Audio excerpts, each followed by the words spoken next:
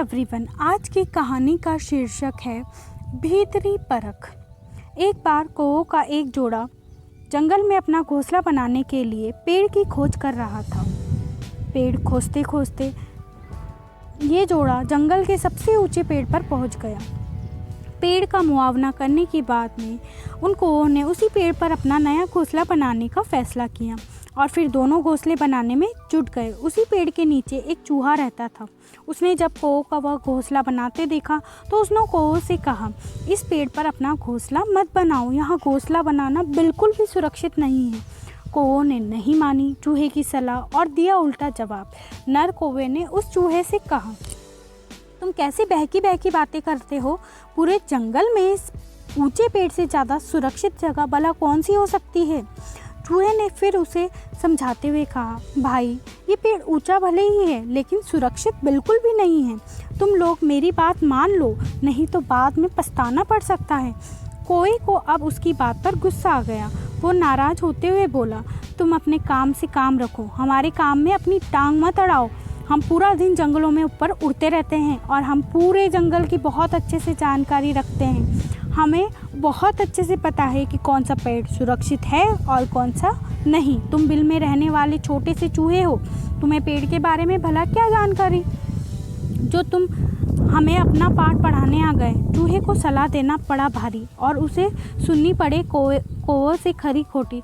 चूहे को खरा सा जवाब देकर दोनों कौए फिर से घोंसला बनाने में लग गए और वो जो चूहा था वो चुपचाप वहाँ से चला गया। कौओं ने फिर बहुत जल्दी ही वहाँ अंडा देने के लिए एक बढ़िया सा घोंसला तैयार कर लिया और फिर दोनों उसमें रहने लगे। कुछ दिनों बाद मादा कौवे ने उसमें अंडे दिए। अब कौओं का जोड़ा इन अंडों की देखभाल में लगा रहता। ये जोड़ा बहुत खुश था क्योंकि इन अंडों से बच्चे निकलने का समय अब नज़दीक आता जा रहा था। तभी अचानक एक दिन जंगल में भयानक तूफान आया।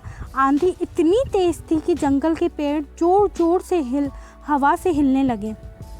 जिस पेड़ पर कौओं ने अपना घोंसला बनाकर अंडे दिए थे वो भी इस तूफान में जोर जोर से झूलने लगा। ये पेड़ आंधी के थपड़ों को ज़्यादा देर तक सह नहीं पाया और ज़ोरदार आवाज़ के साथ जड़ सहित उखड़कर नीचे गिर गया। पेड़ के नीचे गिरते ही कौओं पर मातम सा छा गया। पेड़ गिरने के साथ ही कौओं का घोंसला भी दूर जाकर गिर गया और उसमें से सभी अंडे छिटक कर दूर जा गिरे और टूट गए। अपने अंडों को जिसमें अब बच्चे निकलने वाले थे उसके सामने इस तरह टूटते देख कौवे रोए पीटने लगे। ये सब देखकर चूहे को बड़ा दुख हुआ। वह कौओं के पास जाकर बोला, मैंने आप लोगों से पहले ही कहा था ये पेड़ ऊंचा जरूर है पर सुरक्षित नहीं है। आप लोगों ने इस पेड़ को केवल बाहर से देखा। आपने इस पेड़ को ऊंचाई देखकर ही इसे सुरक्षित मान लिया। पेड़ की जड़ गहराई और उसकी हालत देखना जरूरी ही नहीं समझा। कौओं को अब चूहे की बात समझ आ गई। चूहे ने आगे कहा, मैं आप लोगों को मना इसलिए कर रहा था क्योंकि मैंने इस पेड़ को अंदर से देखा था। इसकी जड़ें सड़कर कमज़ोर हो चुकी थी। ये पेड़ इस हालत में भी नहीं था कि किसी तूफान को झेल पाता और इसलिए गिर गया। पर उस वक्त आप लोग तो मेरी बात सुनने को तैयार नहीं थे। चूहे ने उन्हें समझाया, हमें चीज़ों को सिर्फ बाहर से देखकर ही नहीं उन पर विश्वास कर लेना चाहिए, बल्कि कोई भी फैसला लेने से पहले उसको भीतर से भी जांचना और परखना चाहिए। अगर तुमने ऐसा कर लिया तो आज तुम्हें ये दिन नहीं देखना पड़ता।